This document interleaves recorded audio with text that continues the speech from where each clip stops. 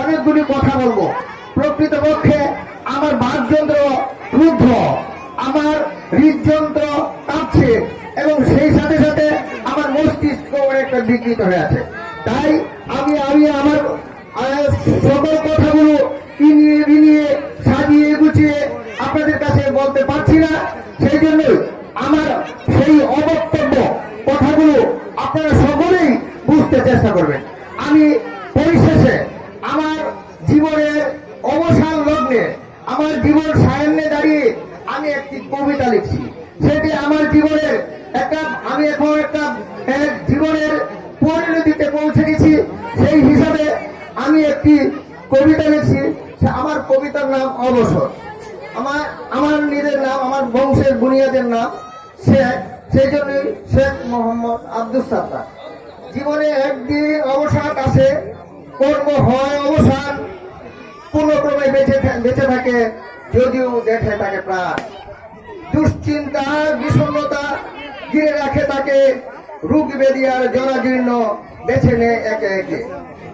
পরিবেশ থেকে বঞ্চিত রুগ্ন আবহাওয়া, জীবন রুটিন বদলে যায়, থাকে যাওয়া পাওয়া। একাকিত্ব জীবন যেমন বেদনা বিধুর, বন্ধু বান্ধব আত্মীয় স্বজন থাকে বহুদূর। দিন মাস লম্বা হয়, কাটে না সময়, অন্তদ্বন্দ্ব অন্ত যুদ্ধে তিলে তিলে ক্ষয়।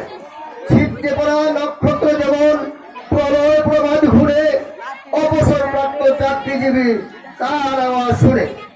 কর্মস্থলে স্থান নেই অন্যের আসন, অন্য জনে চালায় এখন তার প্রশাসন। সংশ্লিষ্ট অফিস সমূহ পরে বৈরী আচরণ, স্মৃতিপটে ভাসে শুধু অতীতের জীবন। সহকর্মী সহকারী আগের মতো যাচ্ছে না, অভিভাবক পিতা মাতা তাকে আর খুঁজে না। মনের মাঝে মন মরে যায়, বেদনার পাহাড় মরুভূমির তপ্ত বাড়ি, হৃদয় পটে করে হাহাকার।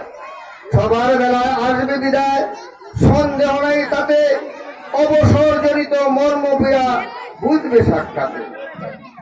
একজন শিক্ষক বেঁচে থাকে তার ছাত্র ছাত্রীর মাঝে, নিত্যদিন সর্বে তারা সকাল কিংবা সাজে। এতটুকু স্বস্তি মনে কাজের স্বীকৃতি পেলে, বাকি জীবন কাটবে তার এটুকু নিয়ে দিলে। সবার তরে রইল আশিস, শুভ কামনা করি, বিদায় বেলা বারংবার এক বিদ্যাপীঠ থেকে সরি। পরিশেষে সবার কাছে ক্ষমা ভিক্ষে চাই, ভালো মন্দ কি করেছি করিবেন যাবে। এই বলে আমার বক্তব্য শেষ করছি। আসসালামু আলাইকুম।